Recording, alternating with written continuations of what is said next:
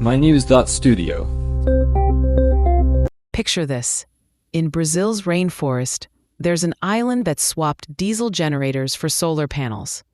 Could that shift rewrite the playbook for how the world uses energy?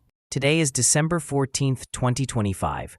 We're diving into Fernando de Noronha's renewable energy transformation, announced at COP30. The big headline, they aim to run the whole island on renewables. But Ellie, how does a remote island actually pull that off? Reliability is the main hurdle. Noronha used to run mostly on biodiesel, which was both costly and had to be shipped in. That led to two problems. Solar and wind are unpredictable, and getting fuel there is complicated. Their answer was a battery energy storage system, or BESS, with a 49 megawatt-hour capacity, plus a 22 megawatt peak solar plant. When sunlight is low, the batteries step in, so it's a closed energy loop. That's a big technical shift. But financially, 350 million reals, or about 50 million euros, that's a major investment for a small island. Exactly. They brought in partners, Iberdrola's Neoenergia, WEG, the Federal Energy Ministry, and Pernambuco State. By teaming up, the risk and funding were shared. It wasn't just one company, it was a group effort. That's what made it doable. So tackling the technical and financial sides really comes down to storage and partnerships. But is Noronha unique, or could other islands copy this? It's a good question. The model can be adapted, but it depends on what the island has. Sun, wind, maybe geothermal. You build the system around those. The partnership approach is essential. Governments, private companies, different funding sources. That's what makes scaling possible. Meanwhile, in the US, cities like New York are trying local climate solutions too. The congestion charge? Drivers pay to enter the city center. Do we know if it works? The early results say yes. Less traffic, better air, and new revenue. These are changes you can see quickly. Cleaner air, and the money goes back into public transit.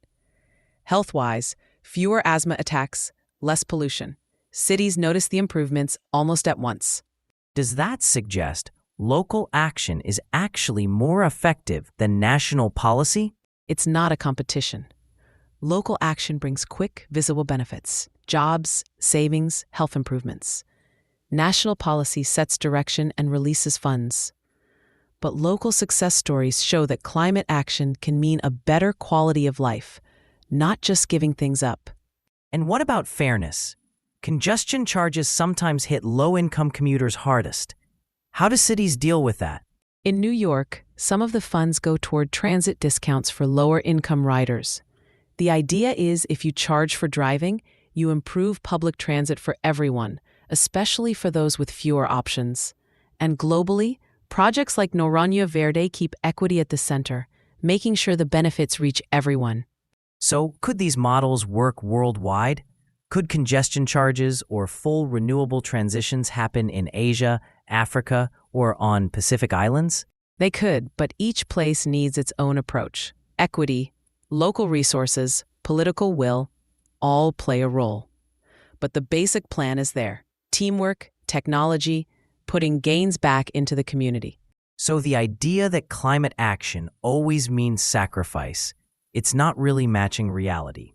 Communities are experiencing real benefits right now. Exactly. Cleaner air, new jobs, energy security. These aren't just distant goals. As more places follow these examples, the momentum only grows. Which brings us back to Noronha, an island powered by sunshine, offering the world a new way to think about what's possible. Thanks for joining us today as we explored how local climate solutions are making a difference. What steps could your own community take next? Thank you for listening. This episode was brought to you by mynews.studio. Try it out for free.